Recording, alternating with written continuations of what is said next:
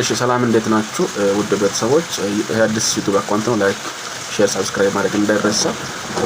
ከላይ እንደጠቀስኩላችሁ ምን አፕሊኬሽን ሰሞኑን ሰምታችኋል ብዬ ተስፋ አደርጋለሁና አዲስ የስራ አፕሊኬሽን እሱም ግሎ ላይቭ ይባላል። በቀን የሚሰራው ለአንድ ሳምንት 2 ሰዓት ፓርት ትቀመጡና አንድ ዶላር ይሰጣችኋል። 100 ሺህ ኮይን ማለት ነው። በ7 ቀን 700 ሺህ ኮይን ያ ማለት $7 ይሰጣችኋል ማለት ነው። ከዛ በኋላ ወደ 5000 ይወርዳል። በቀን አንድ ሳምንት ሰሩት ላይ አትቀመጡም፣ ፓርት ብቻ ትቀመጣላችሁ። 1 ሚሊዮን ሲሆን ዊዝድሮ ማድረግ ይቻላል።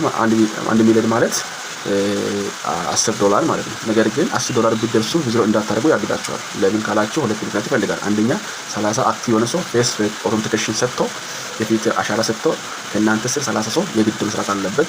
አንደኛ 30 ሰው ኢንቫይት ማድረግ አለባችሁ በትክክል የሚሰራ። ሁለተኛ መስፈርቱ ምንድነው?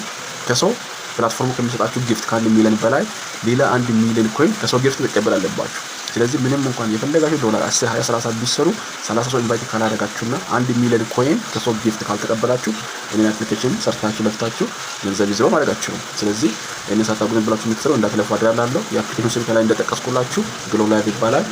ለ7 ቀን $7 ይሰጣል። 300 ሺህ ሰርታችሁ $10 ትደርሳላችሁ።